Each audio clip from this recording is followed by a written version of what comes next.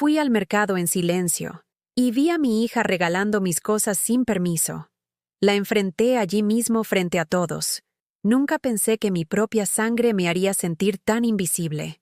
Hoy, te voy a contar algo que nunca pensé que contaría. ¿Y si tú, por un segundo, sientes que esto parece familiar? Solo te pido que dejes un like y te suscribas. Va a ayudarme a continuar desahogándome. Eran las 8 de la mañana cuando salí de mi casa en la colonia Doctores, aquí en Ciudad de México.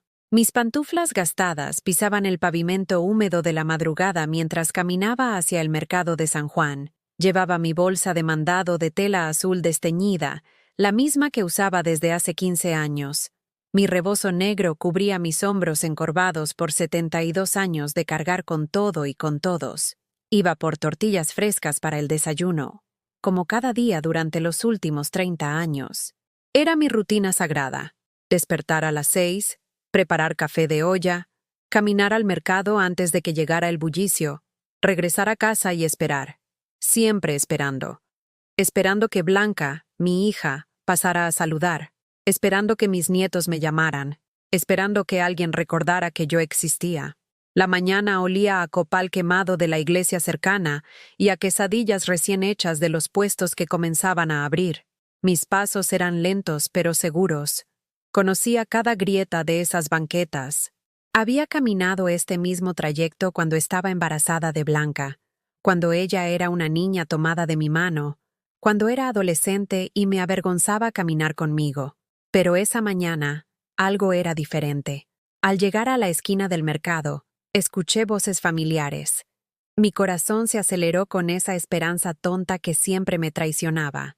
¿Sería Blanca? ¿Habría venido a buscarme? Apresuré el paso, sintiendo como mis rodillas protestaban, pero la ilusión me daba fuerzas. Lo que vi me congeló la sangre. Ahí estaba mi hija, Blanca, de 45 años, con su cabello teñido de rubio barato y sus uñas largas pintadas de rojo chillón. Usaba esa blusa escotada que tanto la hacía sentir joven y unos jeans que le quedaban demasiado apretados. A su lado, mi nieta Itzel, de 22 años, con el celular en una mano y masticando chicle con la boca abierta. Pero no era su presencia lo que me paralizó. Era lo que tenían extendido sobre una manta en el suelo. Mis cosas. Todas mis cosas. El jarrón de Talavera que me regaló mi madre el día de mi boda. Las figuritas de porcelana que había coleccionado durante décadas. Mis manteles bordados a mano durante las noches solitarias después de que murió mi Aurelio. Los libros de poesía que leía en voz alta cuando mis hijos eran pequeños. Las tazas de té que usaba cuando venían visitas. Cuando aún venían visitas. Todo estaba ahí, con pequeños letreros escritos a mano. 10 pesos, 15 pesos, 5 pesos. Mi vida entera valuada en monedas sueltas. «Ándale, señora. Mire qué bonitas cositas. Todo está regalado», gritaba Blanca a una mujer que sostenía mi rosario de nácar, el que había pertenecido a mi abuela.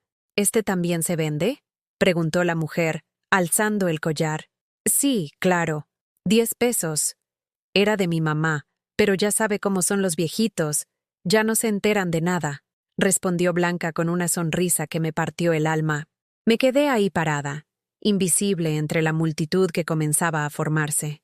Una anciana más en el mercado. Nadie me veía, ni siquiera ellas. Itzel revisaba su teléfono mientras atendía a los clientes con desgano. «Abuela ya no usa nada de esto», le decía a un señor que miraba mis libros. «Está muy mal de la cabeza, ya no lee. Mejor que alguien más les dé uso, ¿no?» ¿Mal de la cabeza? Yo leía todas las noches.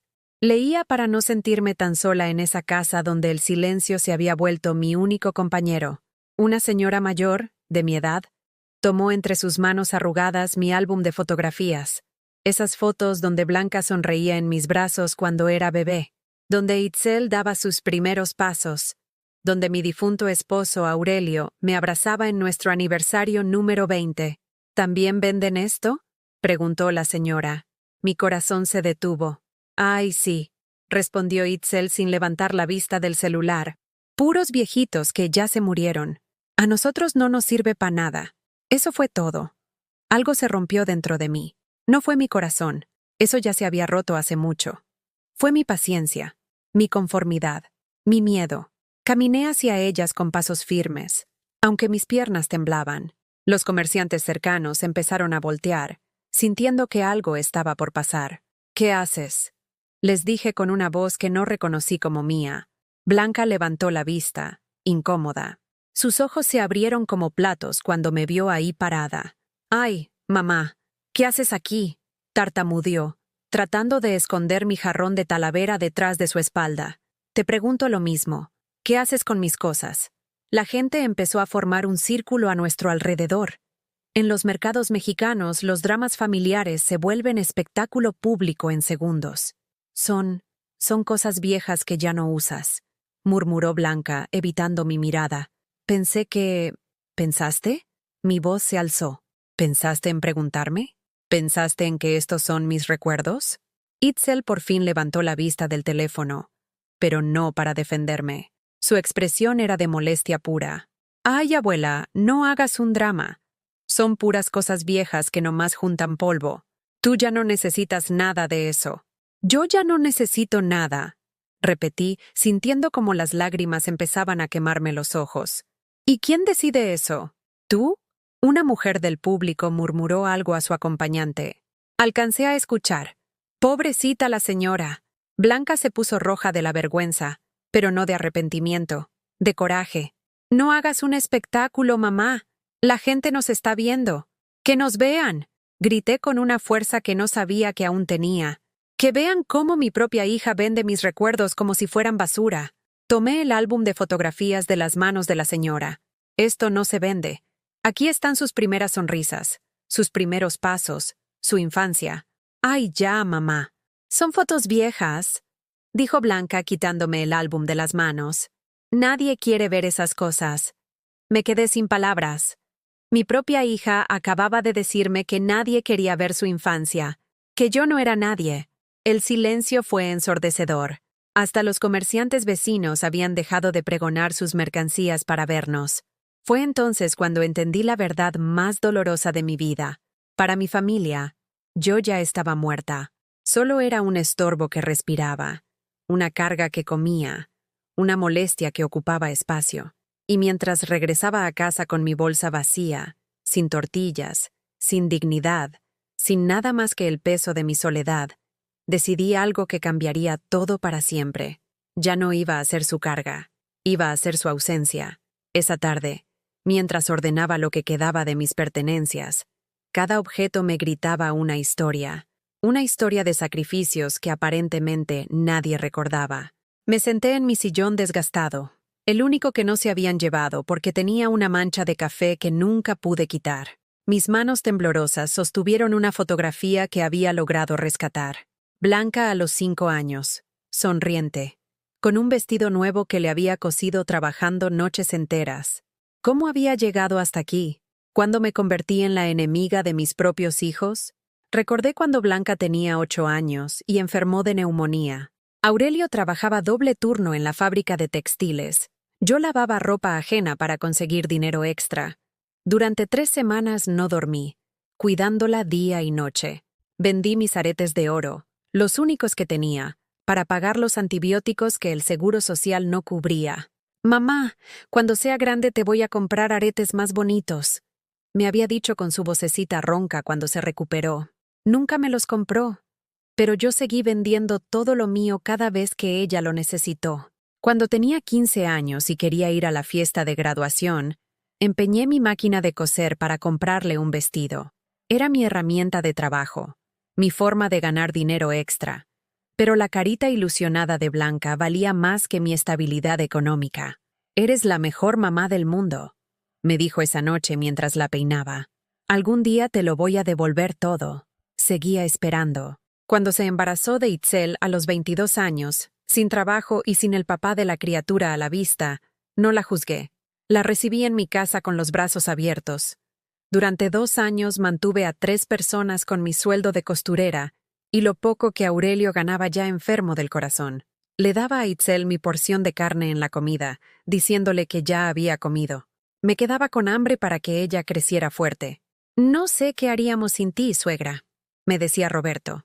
el siguiente novio de Blanca, mientras comía en mi mesa sin aportar un peso. Cuando Aurelio murió hace 5 años, pensé que finalmente tendríamos tiempo de estar juntas, Blanca, Itzel y yo, como mujeres de la misma familia, como las amigas que nunca habíamos sido. En lugar de eso, llegó Carlos. Carlos, con su bigotito recortado y sus dientes dorados, que se movía por mi casa como si fuera el dueño. Carlos, que llegaba borracho los viernes y gritaba que yo era una vieja metiche cuando les pedía que bajaran el volumen de la música. Carlos, que dormía en el sofá de mi sala y usaba mi baño sin limpiar. Es que Carlos necesita un lugar donde quedarse mientras encuentra trabajo, me explicó Blanca. Es temporal, mamá. 3 años llevaba siendo temporal, pero lo que más me dolía era Itzel, mi nieta, que había crecido en mis brazos, que había aprendido a caminar sosteniéndose de mi falda, ahora me hablaba como si fuera una extraña. Abuela, ya déjanos vivir, me decía cuando les pedía que me incluyeran en sus planes de fin de semana. No todo tiene que ser contigo. Cuando se había vuelto mi presencia una molestia, recordé la Navidad pasada. Había ahorrado durante 6 meses para comprarle a Itzel esa bolsa que tanto quería, la que había visto en el centro comercial. Vendí mis plantas, mis geranios que cuidaba como hijos, para juntar el dinero. «Ay, abuela, esta bolsa ya no se usa», me dijo sin siquiera fingir agradecimiento. «Las de ahora son diferentes». La guardó en su closet.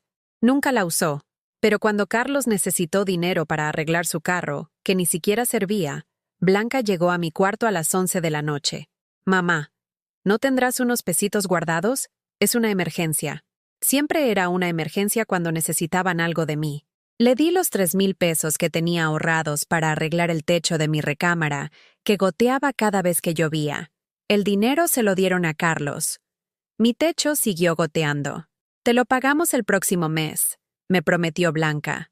Eso fue hace 8 meses. Me levanté del sillón con dificultad. Mis rodillas crujieron como ramas secas. Caminé hasta mi cómoda y abrí el cajón donde guardaba mis documentos. Ahí estaba, el papel del terreno de Valle de Bravo que me había dejado don Aurelio, mi vecino de toda la vida. Don Aurelio, que murió hace 1 año sin familia que lo visitara. Yo era la única que le llevaba comida cuando estaba enfermo. La única que se sentaba a escuchar sus historias de cuando era joven. La única que lloró en su funeral. «Felisa», me había dicho una semana antes de morir, «tú tienes un corazón que vale más que todo el oro del mundo. Espero que algún día alguien te lo valore como yo lo hago». Me dejó ese terreno porque sabía lo que era estar solo, porque sabía lo que era tener familia y sentirse más solo que un huérfano. Blanca me había sugerido venderlo. «Ay, mamá, ¿para qué quieres tú un terreno? Ya ni manejas. Véndelo y danos el dinero. Nosotros sabemos cómo invertirlo mejor». ¿Invertirlo? ¿Cómo invirtieron mis ahorros en las borracheras de Carlos? Guardé el papel de nuevo. Era lo único que realmente me pertenecía. Lo único que Blanca no podía quitarme. Todavía. Esa noche, mientras servía agua para hacer un té de manzanilla, escuché las llaves en la puerta. Era Blanca, que llegaba de trabajar en el salón de belleza. «Mamá, ¿ya cenaste?», me preguntó. Pero su tono no era de preocupación. Era de rutina. «Sí», mentí. No había comido nada desde el desayuno. «Qué bueno. Oye, Carlos necesita que le prestes tu credencial del INAPAM para que pueda entrar más barato al cine con Itzel. Mi credencial de adulto mayor. Los únicos beneficios que me daba el gobierno por haber vivido tanto. ¿No puede pagar su boleto?», pregunté. «Ay, mamá, no seas mezquina, es solo una credencial, ni la usas». No la usaba porque nunca iba a ningún lado, porque nunca me invitaban. Le di la credencial, como siempre, como había dado todo, toda mi vida. Esa madrugada, mientras escuchaba la lluvia caer sobre mi techo roto, empezando a formar charquitos en el piso de mi recámara, tomé una decisión. Ya no más. Los días que siguieron fueron una colección de pequeñas crueldades que me cortaban como navajas. Microagresiones que parecían insignificantes para quien las hacía, pero que para mí eran recordatorios constantes de que ya no importaba. El martes, mientras preparaba el desayuno como cada mañana durante los últimos 30 años, Carlos entró a la cocina en calzoncillos, rascándose la panza con descaro. «Oiga, doña, ¿No tiene algo mejor que estos frijoles de ayer? Parecen comida para perros. Gruñó mientras se servía café en mi taza favorita, la azul con florecitas que me regaló Aurelio en nuestro primer aniversario. Es lo que hay, respondí en voz baja, viendo cómo dejaba anillos de café en mi mesa recién limpia. Pues compre algo decente. Con lo que se gasta en medicinas, podría comprar comida de verdad.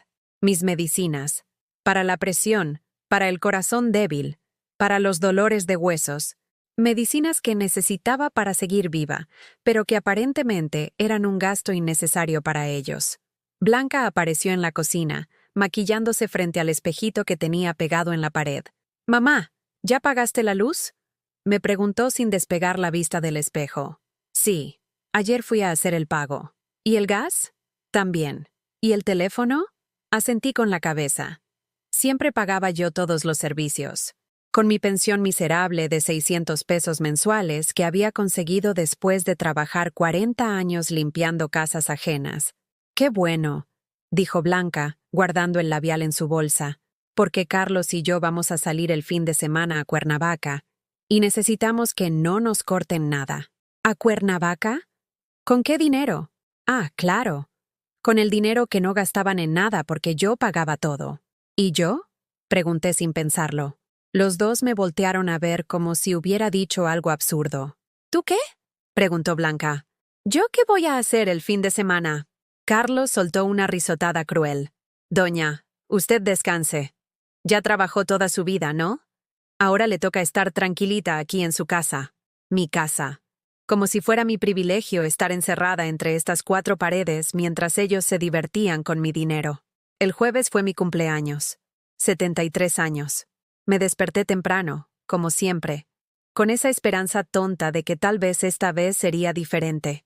Tal vez recordarían. Tal vez habría una sorpresa, una felicitación, un abrazo.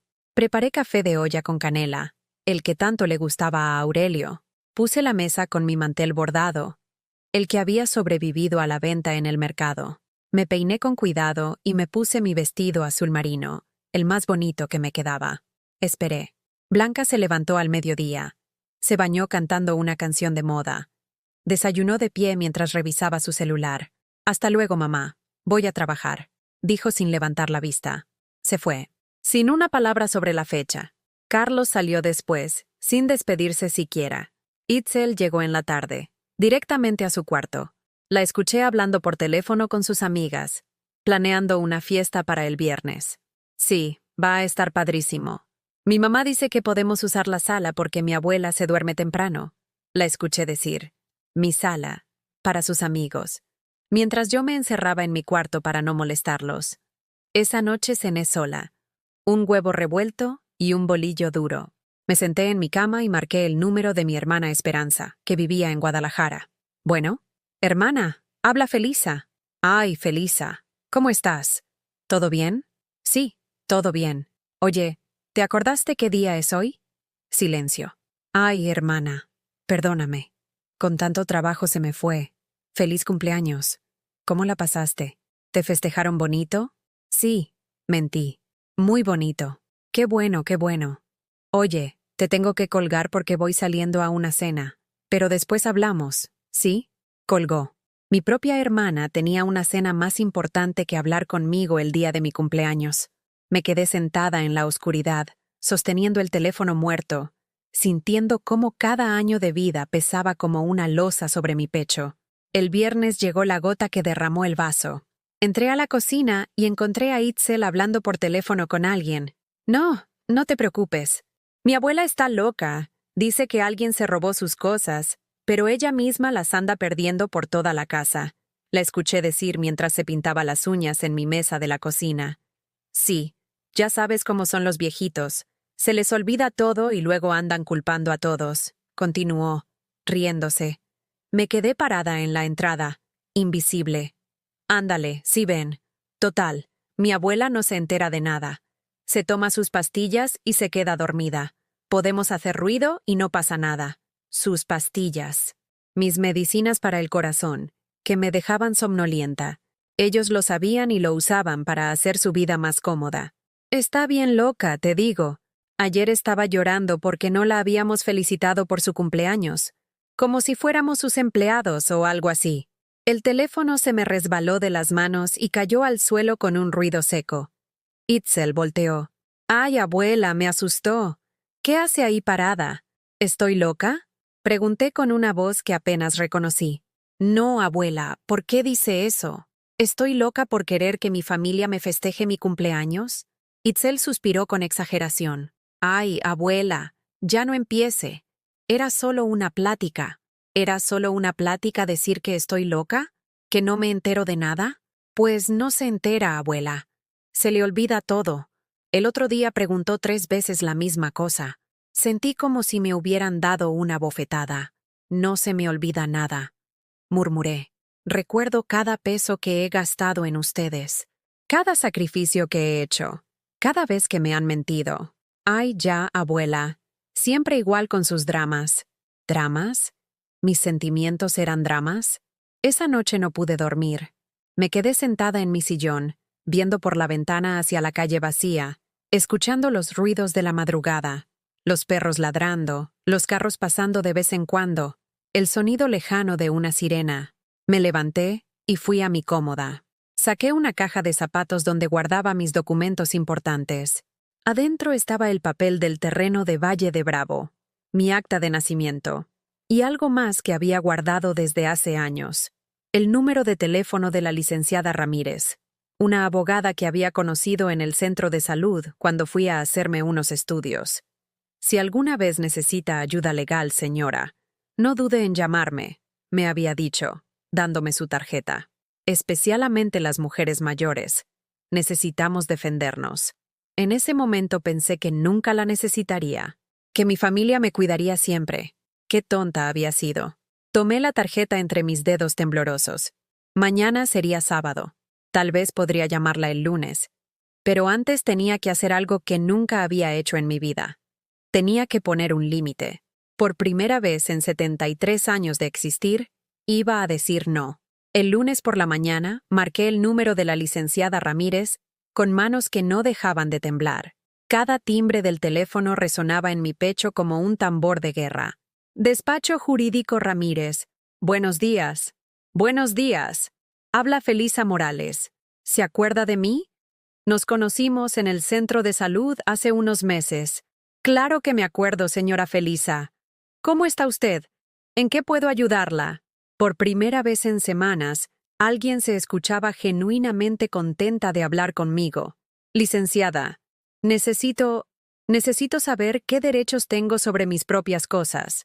Hubo una pausa. «¿Sus propias cosas? ¿A qué se refiere exactamente?». Le conté todo, desde la venta en el mercado hasta las humillaciones diarias. La licenciada me escuchó sin interrumpir, solo haciendo sonidos de comprensión que me daban fuerzas para continuar. «Señora Felisa, lo que me está contando es abuso económico y emocional. ¿Su hija vive en su casa?». «Sí, con su novio y mi nieta». «¿Quién paga los servicios?». «Yo. Todo yo». «¿Y ellos contribuyen con algo?». «No». «Bueno, Blanca a veces dice que van a ayudar, pero…». «Señora, usted tiene todo el derecho de poner reglas en su propia casa.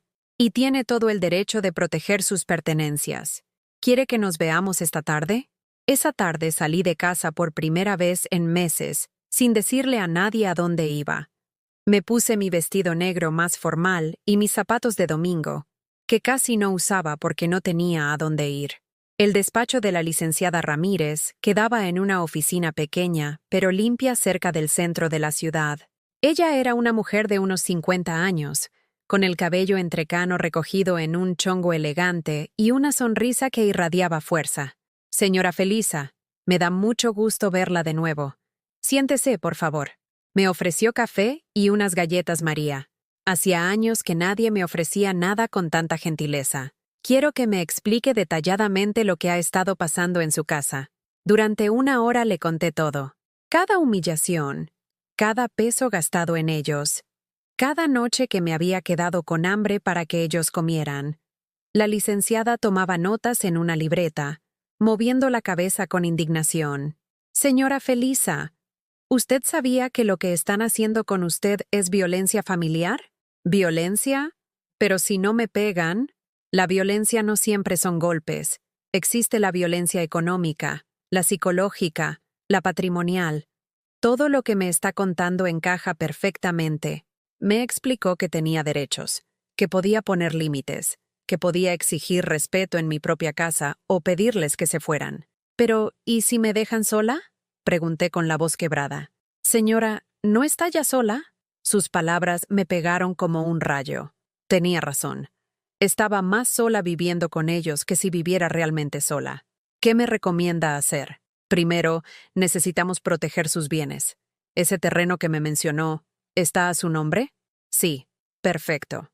Vamos a hacer algunos trámites para asegurar que nadie más pueda tocarlo. Segundo, vamos a hablar con su familia.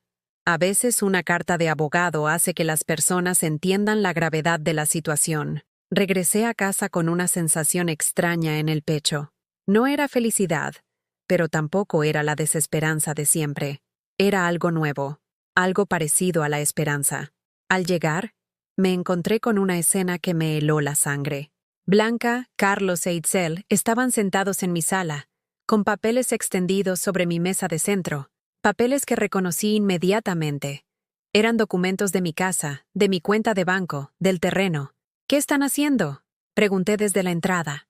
Los tres levantaron la vista como niños que habían sido sorprendidos haciendo una travesura. «Ay, mamá, qué bueno que llegaste», dijo Blanca con una sonrisa forzada. «Estábamos viendo tus papeles». «¿Por qué?» «Pues porque ya estás muy grande, ¿no? Y a veces se te olvidan las cosas. Pensamos que sería mejor que Carlos y yo te ayudáramos a manejar tus asuntos». Carlos asintió con su cara de perro lamescatos. «Sí, doña. Es por su bien.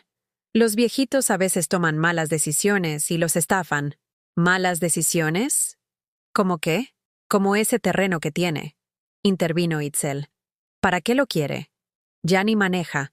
Sería mejor venderlo y poner el dinero en una cuenta que manejemos nosotros. Para que no se lo roben». Sentí como si me hubieran dado un puñetazo en el estómago. Ahí estaba, el verdadero motivo de toda su preocupación súbita por mi bienestar. «Ese terreno no se vende», dije con una voz más firme de la que me creía capaz. «Ay, mamá, no sea terca», suspiró Blanca. «Nosotros sabemos de estas cosas.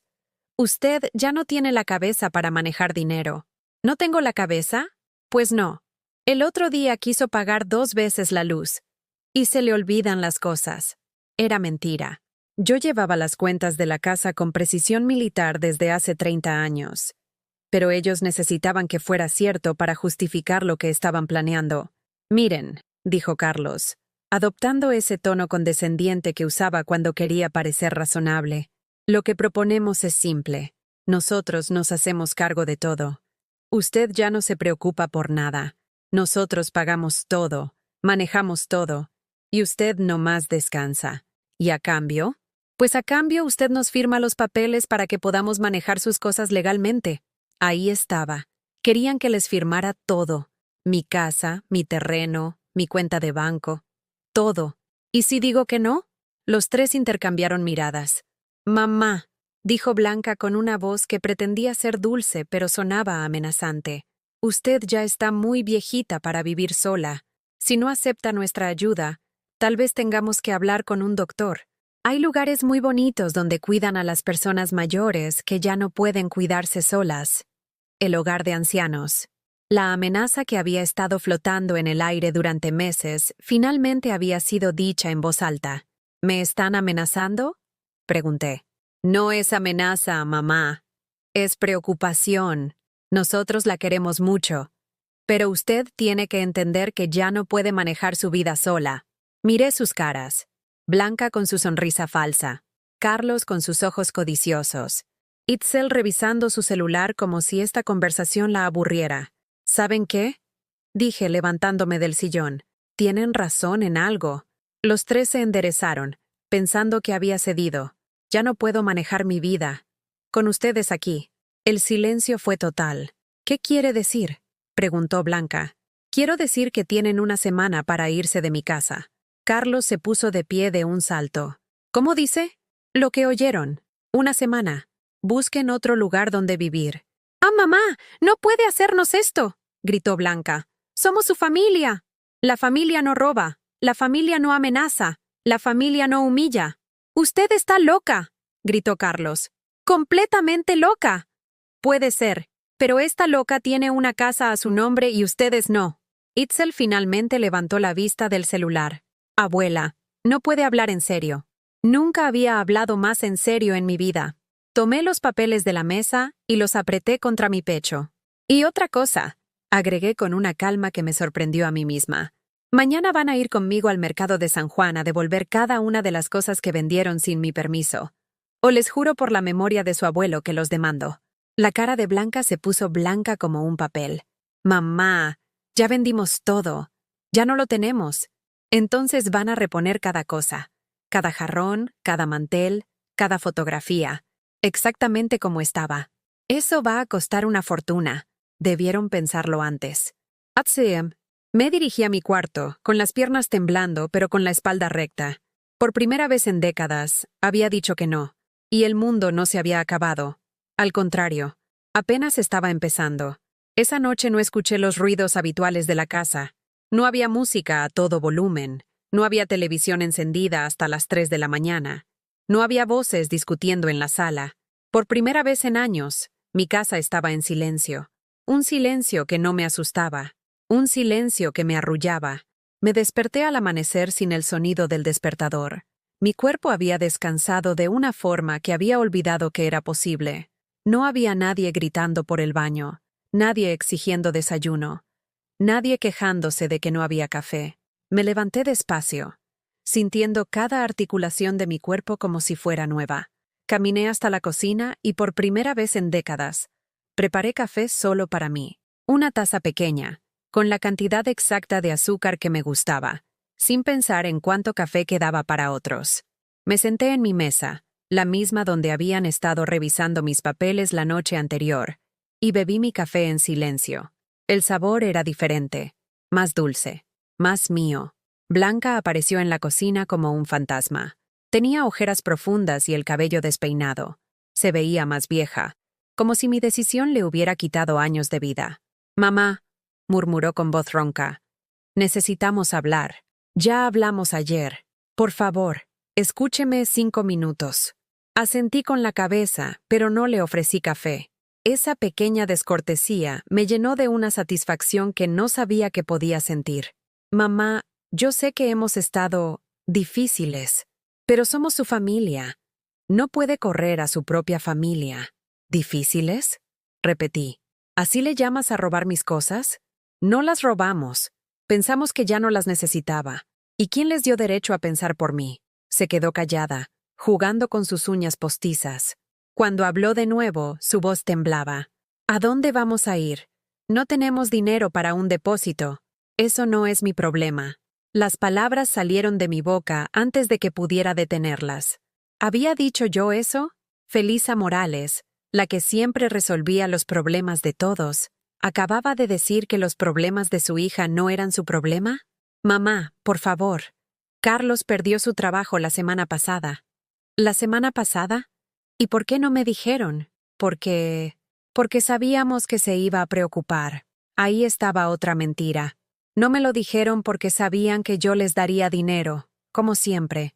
Y ahora que Carlos estaba desempleado, necesitaban más que nunca apoderarse de mis bienes. Blanca, durante 30 años he resuelto todos sus problemas. ¿Sabes cuántas veces alguien ha resuelto los míos? Usted nunca nos ha dicho que tenga problemas, porque cada vez que trato de hablar, me dicen que soy dramática, que estoy loca, que ya estoy muy vieja. Se le llenaron los ojos de lágrimas, pero por primera vez en mi vida, sus lágrimas no me afectaron. «Mamá, lo siento. De verdad lo siento. Lo sientes porque ahora necesitas algo de mí, no porque realmente entiendas lo que me han hecho». Carlos apareció en la entrada de la cocina, con la misma ropa del día anterior. Su cara de niño regañado no me daba lástima como antes. «Doña Felisa, ¿podemos hablar como adultos?» «Claro. Tú primero, Carlos. Dime una sola cosa de adulto que hayas hecho en los 3 años que vives en mi casa». Se quedó con la boca abierta. «¿Has pagado servicios? ¿Has comprado comida? ¿Has limpiado algo? ¿Has tratado a la dueña de esta casa con respeto? Yo trabajo. ¿Dónde? Porque tu novia me acaba de decir que perdiste el trabajo hace una semana. Blanca le lanzó una mirada asesina. Carlos balbuceó algo incomprensible. Se acabó, dije, levantándome de la mesa. Tienen hasta el domingo para irse. Y no quiero discusiones, no quiero lágrimas, no quiero chantajes. ¿Y si no nos vamos? Preguntó Carlos con un dejo de amenaza en la voz. Saqué de mi bolsillo la tarjeta de la licenciada Ramírez. Entonces hablo con mi abogada y lo saco por la vía legal. Y créeme, va a ser mucho más humillante que irse por voluntad propia. Los dos se quedaron mudos. Felisa Morales, la viejita sumisa, tenía abogada. Esa mañana, después de que salieron de la casa dando portazos, hice algo que no había hecho en años. Desayuné lo que quise. Fui al mercado y compré 2 huevos, no 1. Compré pan dulce, no bolillos duros. Compré un pequeño frasco de mermelada de fresa, esa que me gustaba pero que nunca compraba porque era muy cara, según Carlos. Al regresar a casa, me senté en mi mesa y desayuné como una reina. Cada bocado sabía a libertad. Después llamé a la licenciada Ramírez. Señora Felisa, ¿cómo está? Licenciada, hice lo que me dijo. Les dije que se fueran. Excelente. ¿Cómo se siente? Diferente. Asustada, pero diferente. Es normal sentirse así. Ha dado un paso muy importante. ¿Necesita que haga algo legal? Por ahora no, pero quiero preguntarle algo sobre el terreno de Valle de Bravo. Dígame, ¿cree que podría vivir allá? Hubo una pausa. Señora Felisa, ese terreno es suyo. Puede hacer con él lo que guste. ¿Está pensando en mudarse? No lo sé. Tal vez. Si necesita ayuda con los trámites, con mucho gusto la apoyo. Después de colgar, me quedé pensando. Valle de Bravo. Un lugar donde nadie me conocía como la viejita problemática, donde nadie sabía que tenía familia que la despreciaba, donde podría ser simplemente Felisa, no la mamá de Blanca, no la abuela de Itzel, no la casera de Carlos. El viernes llegó Itzel. No había venido en 3 días, y cuando entró a la casa, se veía más pequeña, más joven, casi como la niña que había criado. «Abuela», dijo con voz quebrada, ¿de verdad nos va a correr? Ya no son niños, Itzel. Ya pueden cuidarse solos. Pero yo no tengo a dónde ir. Tienes 22 años. A tu edad yo ya mantenía una casa y una familia. Pero las cosas eran diferentes antes. ¿Diferentes cómo? ¿Antes la gente no necesitaba trabajar? ¿Antes las responsabilidades eran opcionales? Se sentó en el sillón y se abrazó las rodillas. Abuela, ¿ya no me quiere? Esa pregunta me dolió más que todo lo que había pasado. Te quiero, Itzel, pero no puedo seguir queriendo a costa de mi dignidad. No entiendo. Te explico. Tú llegas a mi casa, comes mi comida, usas mis servicios, duermes en mi techo. Pero cuando hablas de mí con tus amigas, dices que estoy loca. Cuando te pregunto por qué no me incluyeron en sus planes, me dices que ya no todo tiene que ser conmigo. Cuando es mi cumpleaños, ni siquiera me felicitas. Se quedó callada. Eso no es amor, Itzel. Eso es conveniencia. Pero abuela, yo sí la quiero. Entonces demuéstramelo respetándome. Respeta que esta es mi casa y yo pongo las reglas. Respeta que tengo sentimientos. Respeta que no soy tu empleada. ¿Y si empiezo a portarme bien? Ya es muy tarde para eso. Se puso a llorar. Lágrimas reales, no las lágrimas manipuladoras de su madre. Itzel, ¿sabes cuál es la diferencia entre tú y yo a los 22 años? Negó con la cabeza. Que yo a los 22 ya sabía que la vida no me debía nada, que si quería algo, tenía que trabajar por ello, que el respeto se gana, no se hereda. Pero usted nos crió así. Tenía razón. Los había criado dándoles todo sin pedirles nada a cambio. Había creado a mis propios verdugos. Tienes razón. Y ese fue mi error. Pero no es tarde para que aprendas. Esa noche, por primera vez en años, cené en silencio total. No había ruidos de televisión, no había música, no había discusiones. Solo el sonido de mi tenedor tocando el plato y el reloj de pared marcando los segundos. Y me di cuenta de algo maravilloso. No me sentía sola, me sentía en paz. Al acostarme, escuché las llaves en la puerta. Era Blanca que regresaba. Escuché sus pasos lentos por la casa, como si estuviera caminando en territorio enemigo. Ya no era su casa, ahora era solo mía. Y por primera vez en décadas, eso me hacía feliz. El domingo llegó como un huracán. Desde temprano se escuchaban voces en la sala, portazos, el ruido de cosas siendo movidas de un lado a otro. Era su último día en mi casa y lo sabían. Me quedé en mi cuarto hasta las 10 de la mañana, vistiendo mi bata más cómoda, bebiendo té de manzanilla y escuchando el caos desde la distancia. Por primera vez en años, el drama de mi familia no era mi responsabilidad arreglar. Cuando finalmente salí, me encontré con una escena que parecía sacada de una mudanza de emergencia. Maletas a medio empacar, ropa tirada por todos lados, Carlos cargando la televisión de la sala hacia la puerta. «¡Esa televisión no es suya!», grité. «¡La compramos nosotros!», respondió sin voltear a verme. «¿Con qué dinero? ¿Con el dinero que no gastaban en comida porque yo compraba todo?». Blanca apareció desde el pasillo, cargando una caja de trastes. «Mamá, estos trastes me los regaló mi madrina cuando me casé». «¿Cuáles trastes?». «Déjeme ver». Abrí la caja. Adentro estaban mis ollas buenas, las que había comprado cuando Aurelio todavía vivía, las que había cuidado como tesoros porque costaron el salario de una semana completa. «Estos trastes son míos, Blanca. Los compramos tu papá y yo en 1995. «Ay, mamá, usted ya no cocina. Nosotros les vamos a dar uso». «No, se quedan». Le quité la caja de las manos. Blanca me miró con una furia que me heló la sangre. «¿Sabe qué, mamá? Está bien. Quédese con sus pinches trastes. Quédese con todo. Total, cuando se muera, va a ser nuestro de todos modos». Sus palabras me golpearon como una bofetada. Pero esta vez no me doblé. Me enderecé y la miré directo a los ojos. «¿Cuando me muera? ¿Eso están esperando? ¿Mi muerte?». «No dije eso». «Sí dijiste eso.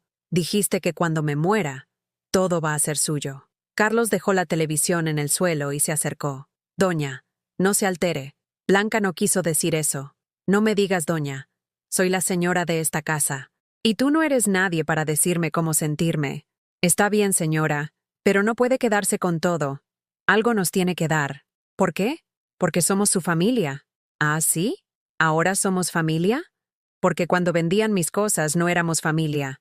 Cuando me humillaban delante de extraños no éramos familia. Cuando me decían que estaba loca no éramos familia». Itzel salió de su cuarto con una maleta pequeña. Se veía más joven, más vulnerable sin su maquillaje habitual. «Abuela», murmuró, «¿no hay manera de arreglar esto? ¿Quieres arreglar esto? Muy fácil. Ve al mercado de San Juan y trae cada una de las cosas que vendieron. Cada fotografía, cada jarrón, cada mantel. Pero abuela, eso va a costar mucho dinero. Debieron pensarlo antes». «No tenemos dinero», gritó Blanca. «Carlos perdió el trabajo.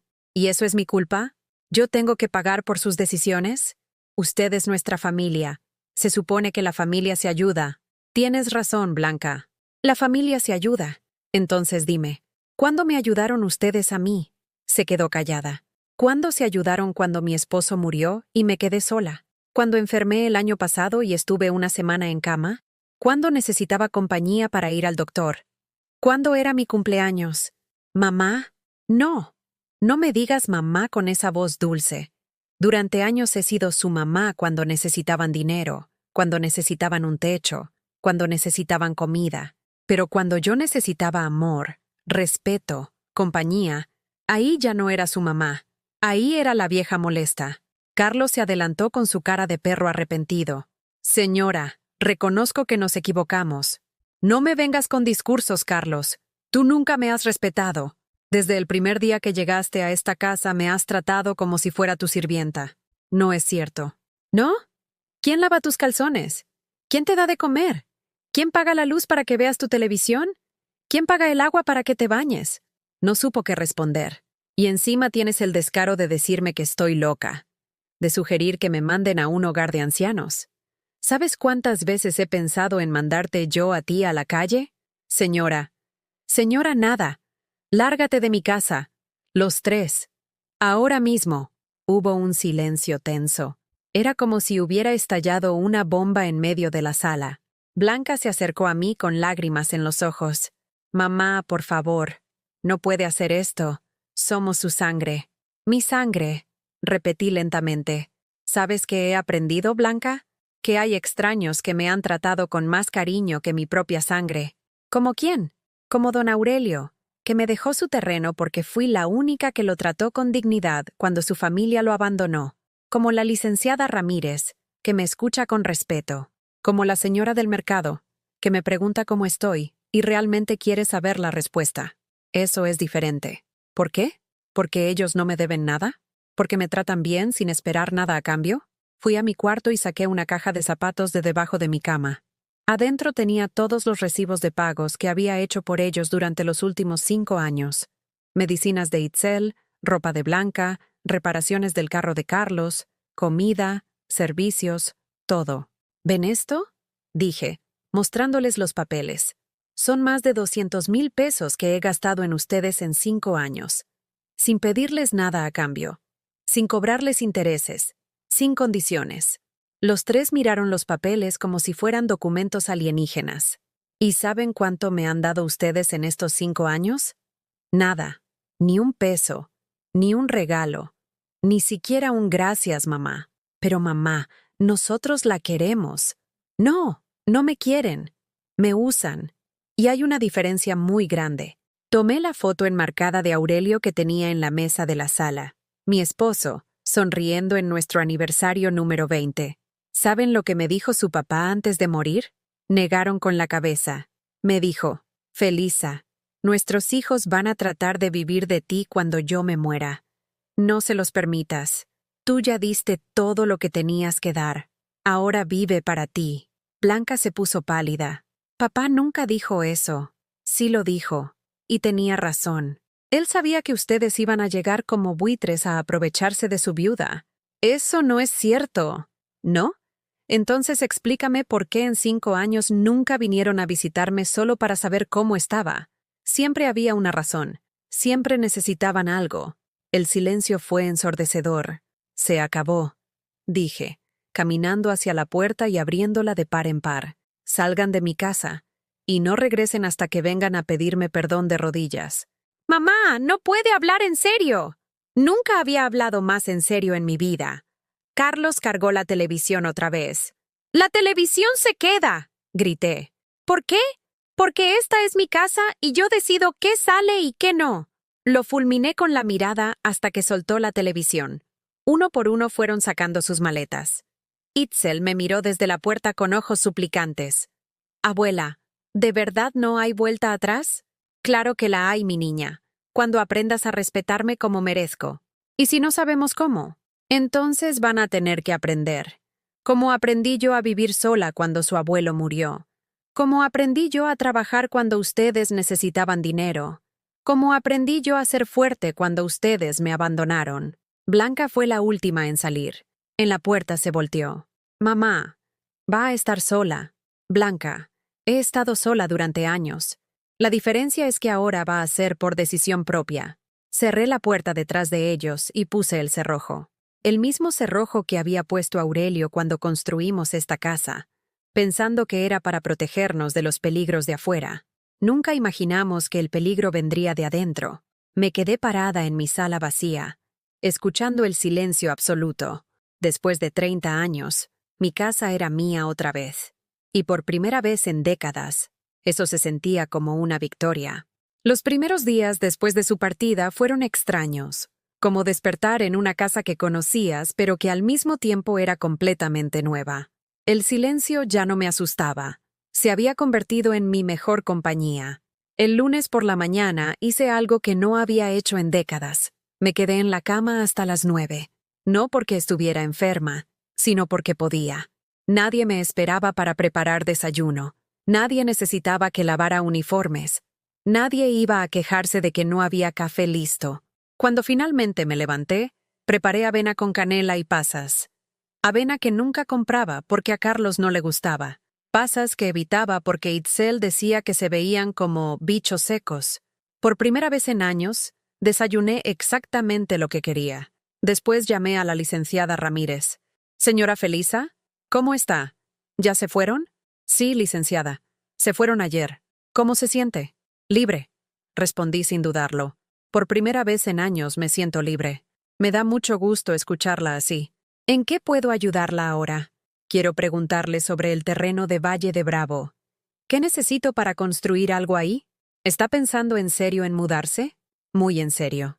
Esa tarde fui sola al banco. Hacía años que no manejaba mis propios asuntos financieros. Blanca siempre insistía en acompañarme, para ayudarme con los números.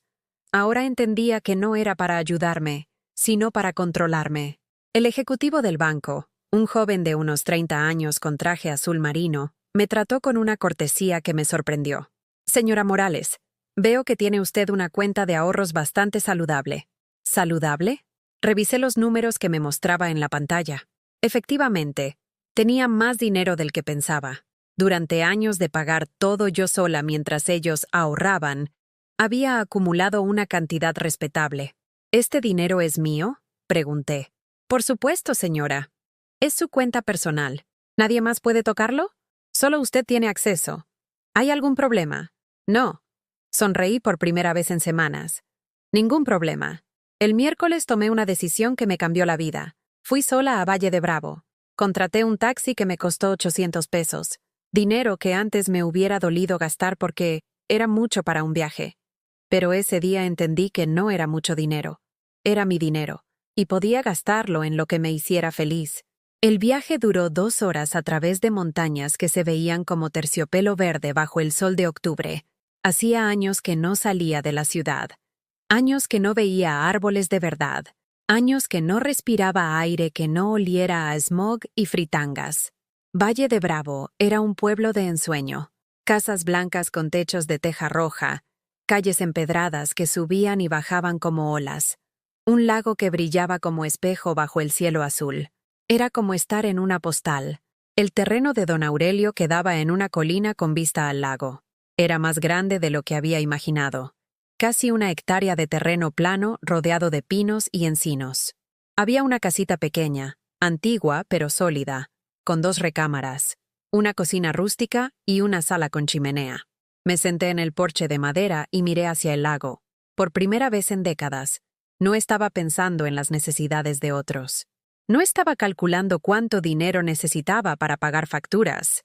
No estaba preocupándome por las broncas de Blanca. No estaba soportando los comentarios de Carlos. Solo estaba siendo feliz, sin apellidos, sin roles familiares, sin obligaciones heredadas. Una vecina se acercó desde la casa de al lado. Era una mujer de mi edad, con cabello blanco trenzado y una sonrisa genuina. ¿Usted es la nueva dueña?, me preguntó con acento local. Sí, soy Felisa. Yo soy Carmen. Don Aurelio me habló mucho de usted antes de morir. Decía que era la única persona que lo trataba como ser humano. Se me llenaron los ojos de lágrimas. Don Aurelio era un buen hombre. Sí, lo era. Y usted debe serlo también, porque él no le hubiera dejado esto a cualquiera. Carmen me invitó a su casa a tomar café. Su cocina olía a pan recién horneado y tenía plantas en cada rincón. Era exactamente como había imaginado que sería mi cocina cuando era joven, antes de que la vida se complicara. ¿Piensa vivir aquí?, me preguntó mientras servía café en tazas de barro. Estoy pensándolo. ¿Tiene familia en México? Tenía. Respondí sin mentir. Ah, dijo Carmen con la sabiduría de quien ha vivido lo suficiente para entender que a veces las familias se pierden de maneras que van más allá de la muerte. Bueno, aquí tiene familia nueva si quiere. Esa frase simple me llegó al corazón como un bálsamo. Regresé a la ciudad con una decisión tomada. Iba a mudarme a Valle de Bravo. Iba a empezar una vida nueva a los 73 años. El sábado fui al mercado de San Juan, no a comprar, sino a cerrar un círculo. Busqué el puesto donde Blanca había vendido mis cosas. La señora que atendía me reconoció inmediatamente. «¡Ay! Usted es la señora de la vez pasada, la del drama con su hija». «Sí, soy yo». «¿Cómo está?» Se veía muy triste ese día. «Ahora estoy mejor, gracias». Quería preguntarle si recuerda qué compraron de mis cosas. «Ay, sí me acuerdo». Su álbum de fotos lo compró una señora mayor. Dijo que le daba tristeza que lo fueran a tirar. Mi corazón se aceleró. ¿Recuerda quién era? Sí, doña Esperanza. Viene todos los domingos. Vive por la iglesia de San Antonio. El domingo fui a la iglesia de San Antonio. Después de la misa, pregunté por doña Esperanza. Una mujer mayor con rebozo negro se acercó. ¿Usted es Esperanza? Sí. ¿Por qué? Hace 2 semanas compró un álbum de fotos en el mercado de San Juan. Su cara se iluminó. ¡Ay, sí! ¡Ese álbum tan bonito! Me dio mucha tristeza ver que lo iban a tirar. Esas familias tan felices en las fotos. Esas son fotos de mi familia. Mi hija las vendió sin mi permiso. La mujer se puso la mano en el pecho. ¡Ay, Dios santo! ¿Es usted la mamá de esa muchacha tan grosera? Sí. ¡Qué barbaridad! Venga conmigo ahora mismo. Fuimos a su casa, una vivienda humilde pero limpia cerca de la iglesia. Sacó mi álbum de una repisa donde lo había puesto junto a sus propias fotos familiares. Tenga, lléveselo. No puedo quedarme con algo que no es mío. ¿Cuánto le debo? Nada, señora. Fue muy poquito lo que pagué. Y además, ya me dio tristeza enterarme de cómo la trataron. Regresé a casa abrazando mi álbum como si fuera un bebé recién nacido. Esas fotos eran mi historia, mi prueba de que había existido una época en que fui amada. Esa noche llamé a una empresa de mudanzas. Buenos días, quiero cotizar una mudanza a Valle de Bravo. ¿Cuándo quiere mudarse? La próxima semana. El lunes por la mañana sonó el teléfono. Era Itzel. Abuela, habla Itzel. Hola, mi niña. Abuela, ¿cómo está? Bien, Itzel. Muy bien. Abuela, quería pedirle perdón. Me quedé callada. He estado pensando en todo lo que nos dijo. Y tiene razón. La tratamos muy mal. ¿Y tu mamá? ¿También piensa eso? Mamá está muy enojada. Dice que usted está loca por habernos corrido. ¿Y tú qué piensas? Yo pienso que fuimos muy crueles con usted. Por primera vez en semanas, sentí que mi nieta hablaba desde el corazón. Itzel, te quiero mucho, pero el daño que me hicieron fue muy profundo. ¿No hay manera de arreglarlo? Claro que la hay, pero tendría que ser con hechos, no con palabras. ¿Qué tipo de hechos? Empezar por respetarme. Dejar de hablar mal de mí. Dejar de verme como una carga. Si puedo hacer eso, abuela. Me da gusto escuchar eso, mi niña. ¿Puedo ir a visitarla? Pensé un momento. Puedes venir el viernes. Pero quiero que sepas algo. Me voy a mudar. ¿A dónde? A Valle de Bravo. Voy a empezar una vida nueva. Hubo silencio del otro lado. ¿Se va para siempre? Me voy para ser feliz.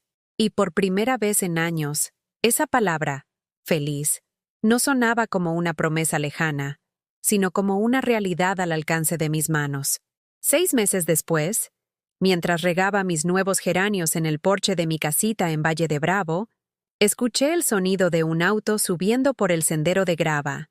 Era viernes por la tarde, y el sol del atardecer pintaba el lago de color dorado.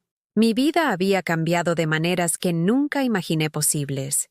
La casa de don Aurelio se había convertido en mi hogar. Había pintado las paredes de colores que me gustaban: amarillo suave en la cocina, azul cielo en la sala, rosa pálido en mi recámara. Colores que durante décadas no pude usar porque eran muy llamativos, según Blanca, o de viejitas, según Itzel. Ahora entendía que eran colores de libertad. Carmen se había convertido en mi mejor amiga. Todas las mañanas desayunábamos juntas en su terraza, compartiendo café y los chismes del pueblo. Por las tardes caminábamos hasta el lago, alimentando a los patos que ya nos reconocían y venían corriendo cuando nos veían llegar.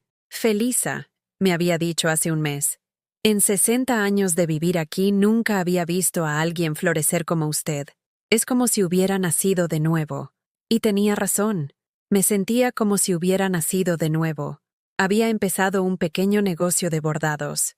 Las señoras del pueblo me encargaban manteles, servilletas, blusas. Mis manos, que habían estado ociosas durante años, ahora creaban belleza todos los días.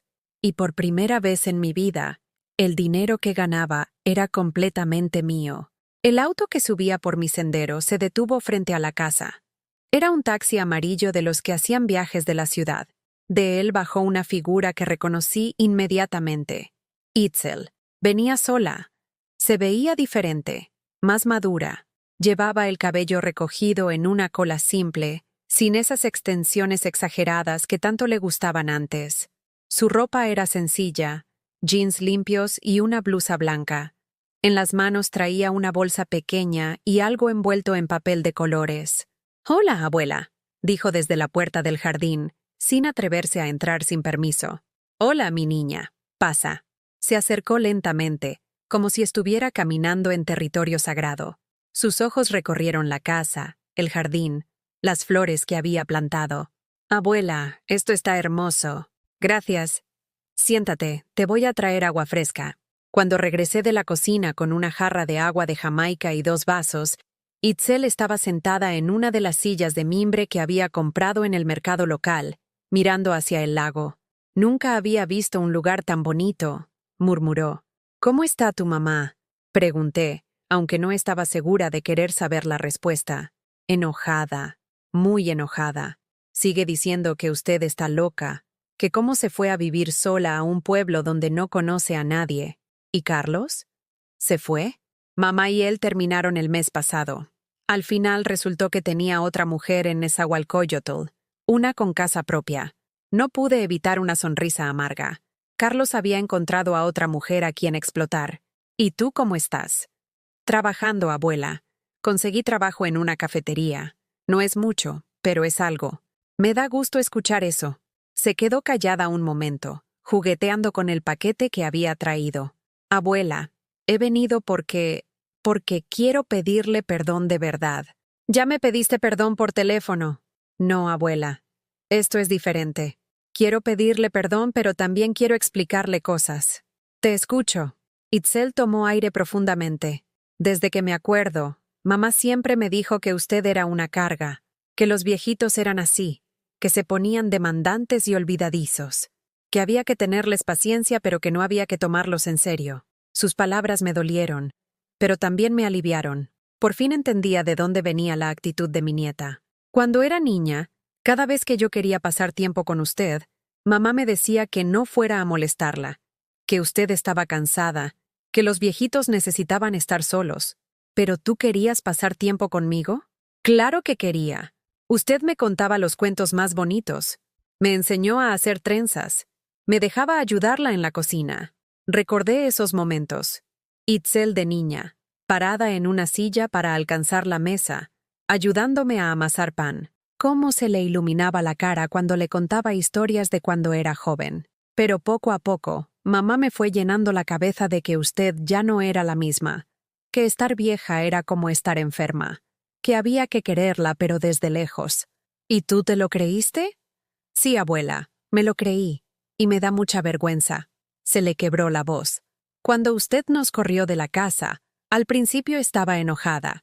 Pensé que era injusto, pero después, cuando tuve que conseguir trabajo, cuando tuve que pagar mis propios gastos, entendí todo lo que usted había estado haciendo por nosotros. ¿Todo qué? Todo, abuela. La comida, la luz, el agua, el techo. Durante 22 años usted me mantuvo y yo nunca le dije gracias. Ni una sola vez. Las lágrimas empezaron a rodar por sus mejillas. Y lo peor es que la tratamos como si nos estuviera molestando. Como si fuera un favor que le hacíamos quedándonos en su casa. Me levanté y me senté en la silla de al lado. Le tomé las manos que temblaban.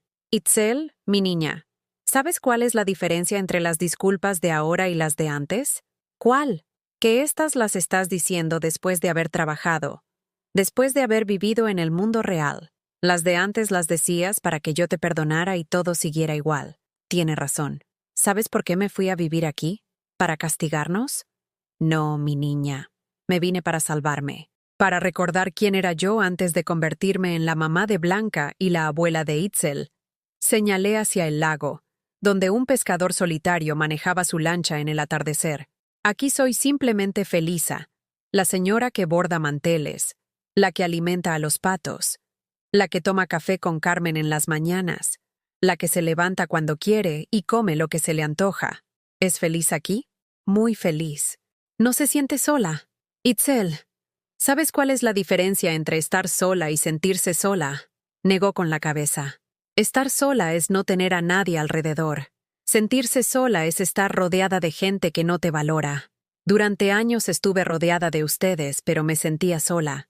Ahora estoy sola, pero me siento acompañada. ¿Por Carmen? Por Carmen, por mis vecinos, por mis nuevas amigas, pero sobre todo, acompañada por mí misma. Ya no necesito que otros me digan que valgo. Yo sé que valgo. Itzel desenvolvió el paquete que había traído. Adentro había una blusa bordada, hecha a mano con hilos de colores brillantes. La hice para usted, dijo tímidamente. Me enseñó una señora que conocí en el trabajo. Me dijo que bordar era como rezar con las manos. Tomé la blusa entre mis manos. Era hermosa, hecha con paciencia y amor. En el pecho tenía bordadas pequeñas flores de colores. ¿Cuánto tiempo te tomó hacerla? 2 meses. Trabajaba en ella en las noches, después del trabajo. Era la primera vez en años que alguien de mi familia me daba algo que había requerido sacrificio personal. Es preciosa, mi niña. Gracias. Abuela, ¿cree que algún día pueda perdonarme? Ya te perdoné, Itzel. ¿De verdad? De verdad. Pero perdón no significa que las cosas van a volver a ser como antes. Lo entiendo. ¿Lo entiendes? Sí. Entiendo que usted ya no va a ser la abuela que resuelve todos nuestros problemas. Entiendo que ya no va a estar disponible cada vez que la necesitemos. Entiendo que ahora tiene su propia vida. Exacto. ¿Puedo visitarla de vez en cuando? Claro que puedes. Pero como visita, no como alguien que viene a pedir algo. ¿Y si solo vengo a platicar? ¿A conocer cómo vive ahora? ¿A aprender de usted? Eso me gustaría mucho. Nos quedamos sentadas viendo el atardecer. El lago se había puesto dorado, después naranja, después violeta.